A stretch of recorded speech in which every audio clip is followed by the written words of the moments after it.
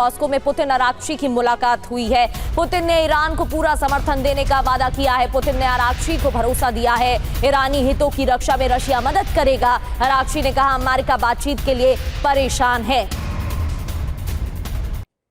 तो US Iran में तनाव बढ़ गया है। अब पुतिन की एंट्री हुई है, इससे क्या असर होगा? मॉस्को में पुतिन आराघची की मुलाकात हुई, कई तस्वीरें सामने आई। व्लादिमीर पुतिन को मुस्तबा का संदेश दिया गया है। नए सुप्रीम लीडर का आराघची ने संदेश दिया है पुतिन को। दोनों नेताओं में यूएस के मुद्दे पर बात हुई है। अब आप देखिए पुतिन ने आराघची से क्या कहा है। ईरान के हित के लिए काम करेंगे। तनाव मध्य पूर्व के लिए बिल्कुल भी ठीक नहीं है। आराघची ने पुतिन से क्या कहा? तेहरान को अभी भी वार्ता पर फैसला करना है। बार बार रुख बदलना अमेरिका की आदत है।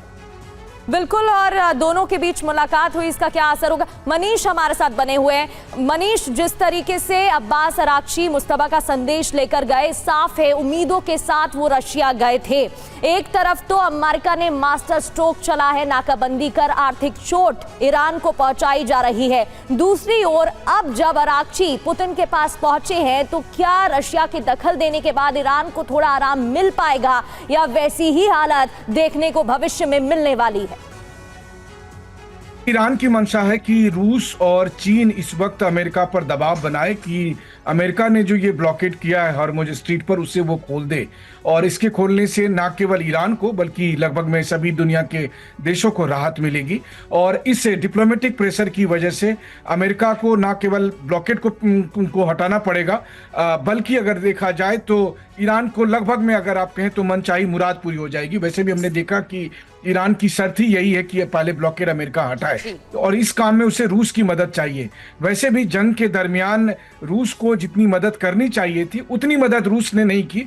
उसकी तुलना में रूस ने राजनीतिक और राजनयिक किस्म के मदद किए थे, लेकिन जहां तक किसी तरह के मिलिट्री असिस्टेंस की बात है उससे रूस ने परहेज दिखाया था। तो इस वक्त ईरान की मंशा यह है कि रूस को थोड़ा और आगे बढ़कर मदद करनी चाहिए। और प्रेसिडेंट पुतिन की तरफ से यह कहा गया है कि हम राजनीतिक और राजनयिक प्रयास जो हैं इस युद्ध को खत्म करने के लिए वो करते रहेंगे, और ईरान को इस वक्त यही चाहिए।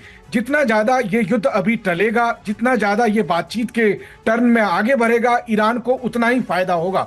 ईरान बस ये चाहता है कि ये युद्ध किसी हालत में अब दोबारा से शुरू ना हो, और इसमें उसे रूस की मदद चाहिए, और इसी के लिए वो प्रेसिडेंट पुतिन से मिलने गए थे। और जो दूसरी बात है कि रूस ने एक समय में ये ऑफर किया था अमेरिका को कि ठीक है ईरान का संवर्धित यूरेनियम हम अपने पास रख लेते हैं, तब प्रेसिडेंट ट्रंप ने ये बात खारिज कर दी थी। तो अब अगर दोबारा से पुतिन ट्रंप को ये कहते हैं कि ईरान तैयार है संवर्धित यूरेनियम रूस के पास रखने के लिए, तो क्या आप तैयार हैं? तो ये एक स्थिति बनती हुई दिखती है। तो ये दो बातें हैं जिसको लेकर ईरान के विदेश मंत्री ने प्रेसिडेंट पुतिन से मुलाकात की थी, और रूस को इसमें सक्रिय भूमिका निभाने के लिए उनसे आग्रह किया है। जी बिल्कुल। और देखिए इस बीच एक और बड़ी खबर आ रही है, इसका रुख कर रहे हैं मनीष। बहरीन में ईरान समर्थकों पर कार्रवाई की गई है। बहरीन में ईरान समर्थकों की नागरिकता को रद्द किया गया।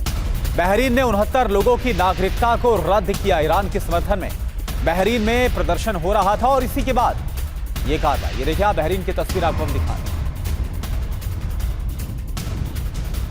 तो ईरान जंग के बीच अमेरिका की ड्रोन शक्ति MQ-25A स्टिंगरे ड्रोन का शक्ति प्रदर्शन किया गया। हवा में ईंधन भरने में सक्षम है ये टैंकर ड्रोन्स। बिना पायलट टेक ऑफ लैंडिंग करने में भी सक्षम है। 2027 तक हमले की क्षमता दुगनी होगी। तो अमेरिका की जंगी तैयारी तेज और शक्ति प्रदर्शन की एक और तस्वीर।